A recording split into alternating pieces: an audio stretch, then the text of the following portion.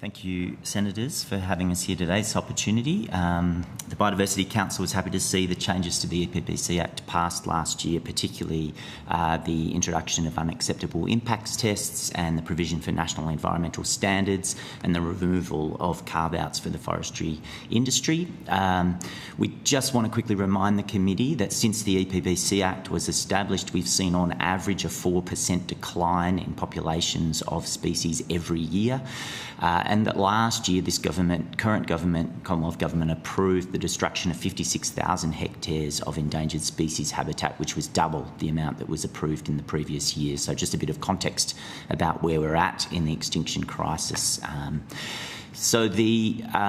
To address those failings, Professor Samuel recommended national environmental standards that are clear, specific, legally enforceable and outcomes-based, and also based on data and evidence, and that was for all decisions.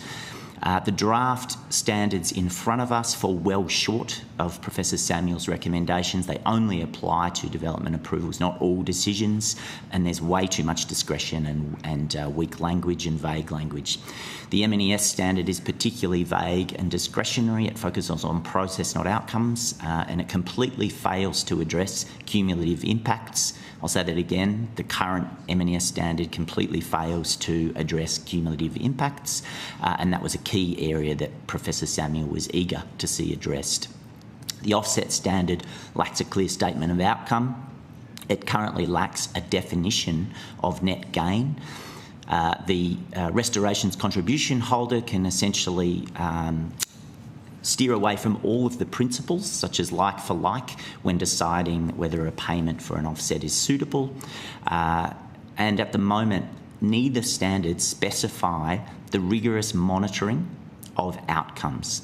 So if we don't require measurement and monitoring, there's no way we can actually know whether we're achieving our outcomes. And finally, we have very poor guardrails about what can be offset and what cannot be offset under the offset standard. We really need to have a clear list of things that are not offsettable because they are either infeasible to restore or there's too little of them to lose. So we've provided marked up changes to the standards that we hope you've been able to have a look at. We can always provide clarifications on that. I'm particularly looking forward to the conversation with Senator Bragg about the housing crisis. Thank you. Thank you very much. May I go to Senator Hanson-Young? Thank you. Thanks everyone for your submissions today, and obviously there's a lot of echoing of concerns about making sure these standards actually do what that they've promised to do, and to ensure that there is genuine intent around protecting rather than just approving destruction. I'm interested, I want to know how much you feel that in order to feel satisfied that the national environmental, matters of national environmental significance standard and the offset standard, which are the two drafts we've got, how important it is to see those other standards before knowing whether those two are sufficient. I mean, how much does this, is it a jigsaw puzzle that does the whole lot, or is it okay to just do one after the other? I can start, I guess, and I think the Wentworth Group articulated this pretty nicely. If we are going to look to regional planning, for example, as a solution to some of the significant challenges that we face in identifying where we should and shouldn't develop, then we need to understand very clearly how that regional planning would be done and how that intersects with the offset standard, because clearly the regional planning process would involve potentially significant amounts of planning around offsets. And we also need to understand what kind of requirements there will be for measurement and data collection around the application of all of the standards. So we would really love to see a standard that sets out data and monitoring expectations. At the moment, there's really no clear expectations in either of these standards about the data that would be collected or even the accountability that would be required for us to tell whether or not we're meeting our objectives under the standards and under the Act. So maybe there might be some solace that would come forward in seeing a data standard that specified those things, but I don't want to hold my breath for that. I would much rather see these standards of data monitoring, reporting and accountability brought into these standards in front of us. I also think it's beyond, the suite of standards, but also the other new instruments that have been brought under the reforms. So we understand that frameworks for protection statements are being developed right now. And there's a risk, I guess, that if the MNES standard is not brought up to scratch, that the protection statements will provide a higher bar for a select group of species, but that a lot of others for which protection statements may not be made are sort of existing in sort of a limbo or in a very discretionary space. So protection statements have the potential, for instance, to specify areas of critical habitat to be protected, to specify whether the matter can be offset or not. And yet the MNES standard falls well short of that. So seeing how they intersect is important, to understand how they relate to each other and the ambition for how many protection statements will be made. But also there's detail to do with the restoration contributions holder that then has a relationship to the offset standard, because the restoration contributions holder is sort of allowed to vary some of the requirements of the offset standard. And so things like the membership of the committee that will decide whether alternative offset arrangements are acceptable will be interesting. The way that the amount of restoration contributions are calculated, how long the restoration contributions holder has to find a compliant offset, all those things around how that scheme operates has a bearing on understanding how matters will be offset and whether they'll be offset to a standard that is really truly compensating for the impact. And you've got concerns, obviously, in relation to that, the current draft of the offset standard. You sound like you're pretty worried about that. Yes. And is there anything in particular, beyond the discretionary language, is it actually that it is not clear enough that this should be absolute last resort?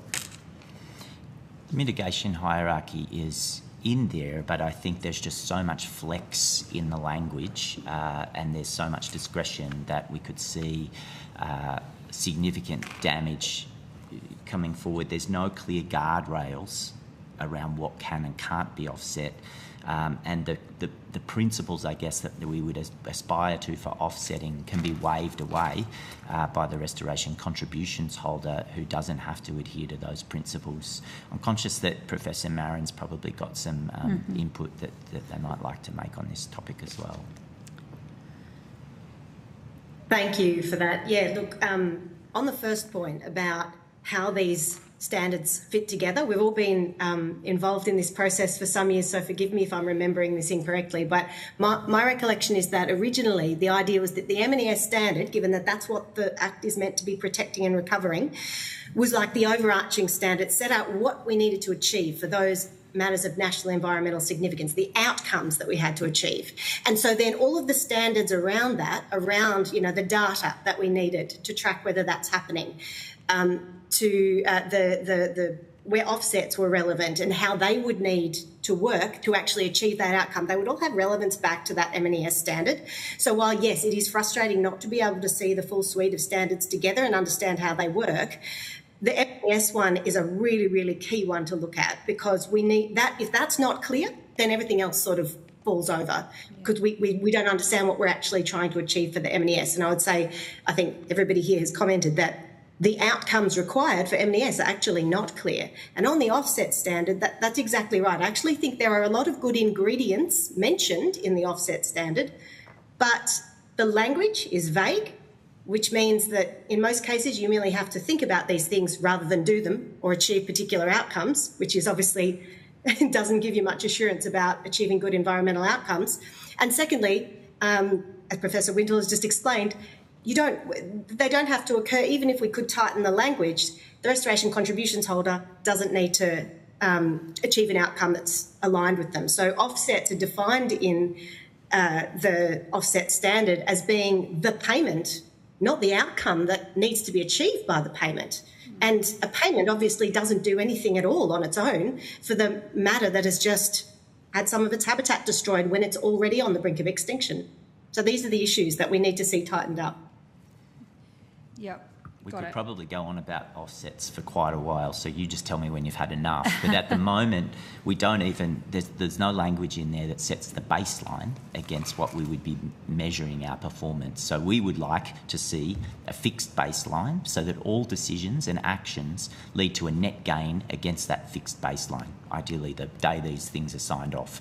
And at the moment, that is not there. So there's no real, I guess, expectation or aspiration against which we can measure the performance and the outcomes of the offset standard. That's a loose and dangerous place to be. We've already had previous groups, the Gunditch-Mirren group, talking about how they feel the offsets are just completely failing to protect country, and I think there's a lot of other evidence to indicate that offsets and offset programs have in themselves brought about a lot of damage, including the review by Professor Henry, I think recently, about Ken Henry's review of the New South Wales BCT program. Yes, I mean, whether it's Ken Henry or the Auditor General, there's been a long list of problems highlighted and on the public record with the New South Wales system. And I think we do really have to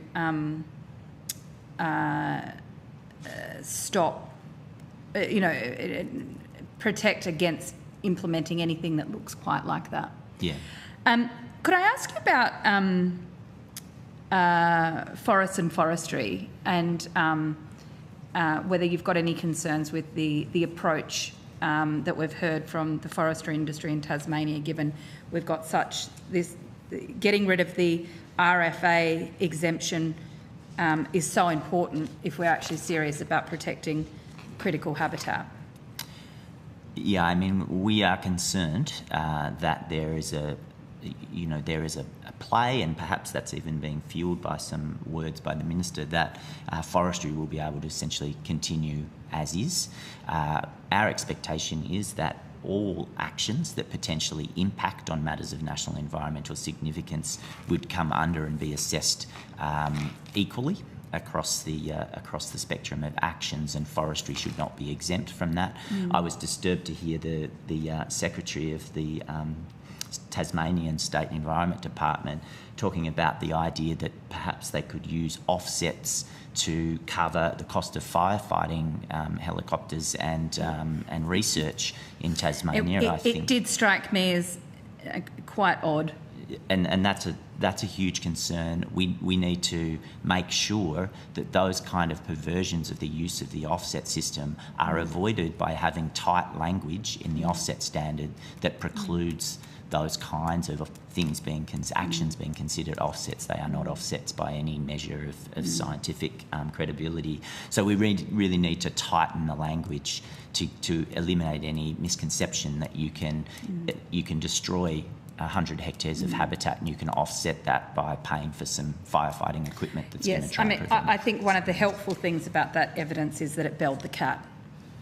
I thought it was an extraordinary admission that they want to find other ways to make use of the offsets program. Well, can I be clear though, that comes with a lot of precedent, and we've seen that a lot in Western Australia already, that offsets is essentially underwriting a lot of the research and development programs in WA, with the notion that if we learn more, we can actually do better for species. How about we just stop destroying species habitat, and then you wouldn't have to spend all the money. That's right. It's a pathway to net loss if we allow that. Okay. All right. Thank you. Back to you, Chair. Thank you very much. Senator Bragg. If not, Senator McLaughlin. If you take that approach, and I'm sort of opening up to the sort of panel, and this is probably very much a lawyer's question, the standards then become less passive. And I'm not coming from an approach of against this, I'm just trying to understand how the best these standards can be drafted, but to become quite forward-leaning and take a very active regulatory role. And I'm just interested if anyone reflected on that, because most Commonwealth drafting is somewhat in a responsive tone. I'm happy to clarify that, but you know, if you're going for invasive species, if you're going for other things that you need to positively address, is there any thought from the panel about how we approach what's in the standards more generally, or how we express it, rather than the usual regulatory approach of saying do and don't? Happy to start on that one. Or have I completely taken the whole panel the wrong direction? No, you've asked a really good question, and I think it speaks to the Invasive Species Council's last contribution.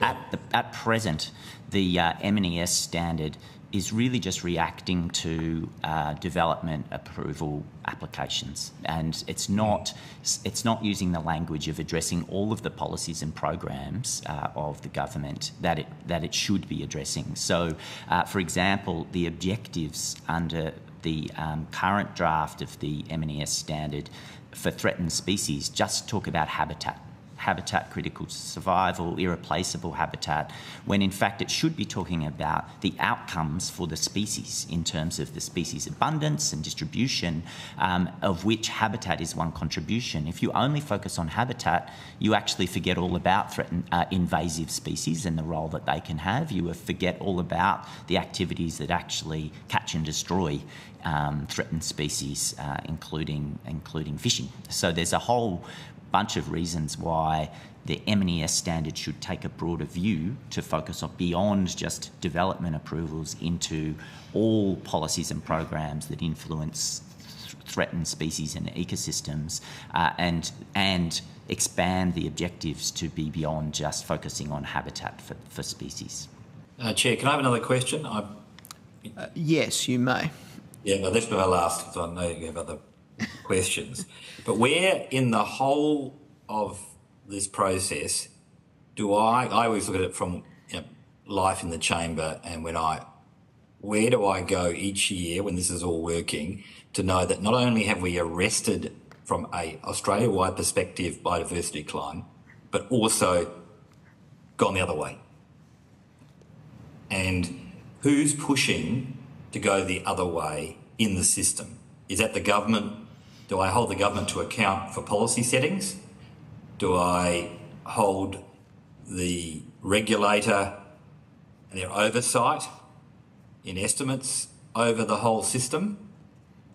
Because it seems to me it's an interesting system with a whole lot of delegated legislation, if I can call it like that, regulation standards, and they've all got to work in unison to produce an outcome. So is that, how much is government ambition, or we set this thing up, it rolls, and then we hold the regulator to account? I think it's really... too hard a question. No, I don't think it's too... I think the answer of where the data is too hard to answer right now. But I think that regulation, the way it's currently drafted, is only going to be one portion of the story. So that's only going to be looking at reducing harm, or at least, resulting in the best case at a neutral outcome related to, if we appropriately compensate for impacts. But it's the overarching policy settings and all those other instruments that exist in the EPBC Act, like recovery plans, that are meant to be delivering those recovery actions that take us from a species in decline to one that is at least maintaining or improving its status. I think that it's very important to think of the standard as something that I don't think was ever intended to be just in the regular, managing harm context based on what Samuel's ambition was. And that's actually really important for us to have that standard that sets an expectation and an ambition, because I think that then it's able to help navigate those spaces between when we're regulating or when we're writing recovery plans, and how these things change when there's changes to the environment. So Philippa talked about environmental disasters. We know that the 2019-20 bushfires changed areas of habitat that we expected to be really important for species because they burnt, and then secondary areas became much more important. We know that certain things that we'll be doing for a species might not be effective and we might have to change it. We may have different expectations of how harmful an activity is. And when we go to a regulatory environment where it's sort of very static and very much framed as minimum requirements, we're not establishing a situation where we can really navigate the dynamism that exists here and how the different pieces fit together. But when we have an overarching outcome, then we can go to the policymakers and we can say what's making a contribution to the outcome where we are right now and what aspects of that need to be improved. So is it the fact that we're doing our very best to recovery plans but we're seeing these cumulative impacts, or are we in a net neutral space for a regulatory outcome but it's just we're not doing enough for recovery? But without that sort of overarching outcome and that ambition, we can't then sort of look at the pieces individually to see where improvements need to be made in the action that's being taken by government. Thank you. Back to you, Chair. Thank you very much, Senator McLaughlin. Senator Bragg. Look, thanks very much. I've got some questions for the Wentworth Group. I thought your opening statement was interesting. So effectively you're saying that you don't think that there's enough certainty about the definitions in the draft regulations. Sorry, what do you mean by draft regulations? The standards or? Yeah. Yes, correct. Yeah. Okay, so, I mean, this is the same point that the housing people make about not being able to get houses built. Yeah.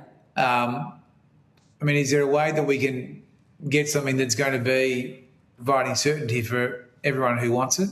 Or is this beyond the scope of human capacity? We can put someone on the moon, but we can't get the regulations right. Yeah, look, I think that broadly the objective of this whole process is to streamline and create greater certainty, and I think we all support that. That was very much the objective that was articulated by Graham Samuel as a precursor to this process. So what does that look like? To me, it looks like very clear objectives that we set for outcomes for our biodiversity and very clear guardrails around the sorts of things we know we can't afford to do if we want to achieve those outcomes, and good planning that's resourced properly through regional planning that actually maps whereabouts can a developer go with some certainty to do a development, and where do we know they cannot go. And that kind of clarity is the only way that we're ever going to reach, I think, this situation where you have the prospect of satisfying housing demand, you have the prospect of satisfying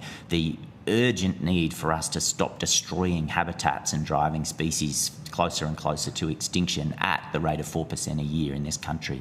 So I think the clarity comes from clear objectives and clear guardrails and good planning that's properly resourced, and then the data and the requirement to actually measure those outcomes so that we know we're actually heading towards a place where we want to go. Are there any comments about the prospect of this EPA and its functions, and that it may be able to do anything and completely undermine that concept of certainty that was just talked about?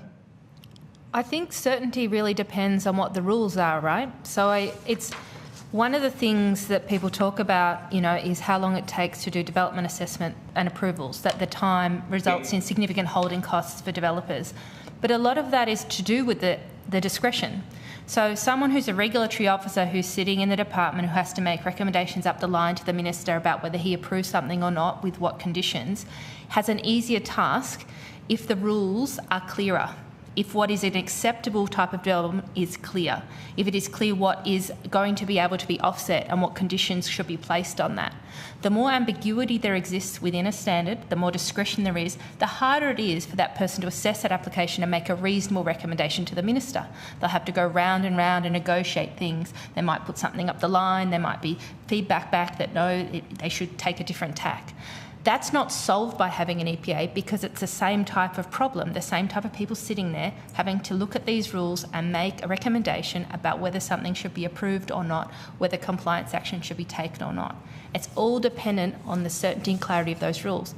I guess the thing I'd like to challenge, though, is the notion that everybody within this system, on both sides, on the development side, on the environmental side, is interested in certainty, because I would say one of the reasons we've stepped back from having more certainty in this process is because some interested groups have seen that there's more advantage in having discretion because they perceive that they may get better outcomes through lobbying directly than not. I'm not saying that's everyone. I think there's a lot of people who'd like there to be more certainty, but I think that there's a lot of times when people want certainty when it's a yes, but they don't want certainty when it's a no.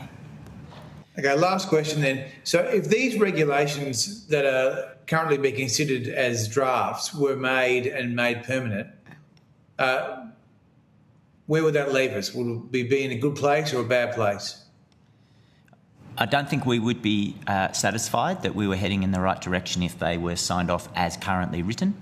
I think we're mostly on this call, I believe, enthusiastic about the prospect of good environmental standards and the value that that would provide for both the certainty for business and the community, and also certainty for the environment and environmental outcomes. We really think that the standards are a good mechanism, and that's why we supported the designation of standards under the reformed EPBC Act. But as they're currently written, they are not going to help. So we really need to actually improve the language in the standards. We need to add in the things that are missing. We need to add in cumulative impacts so that we can set objectives for that, so that we've actually got something to aim for when we're doing regional planning. There's some really fundamental things that have to go into these standards before we would consider them fit for purpose and before we would hand them to the EPA to administer, which I actually think is not a bad idea, having the EPA administering the standards, coming back to your previous question. And, I add, I think it's astonishing that we're here saying that these standards that were meant to be outcome-based standards, that was the whole point of putting these together, to set out what we would achieve, that we can't answer that question of what they would achieve. Things could go backwards environmentally very easily under these standards. They could improve, they could stay exactly the same. To me, any possible future exists under these standards, and I think that's what we would like to see change. And I think all the groups here today have provided a lot of suggested changes to wording that could help clarify a clear outcome-based standard, at least on these two example standards that we've seen drafts of. And we won't know which future we're pursuing because there's nothing in the standards currently that compels measurement of our progress towards these outcomes that are currently not properly specified.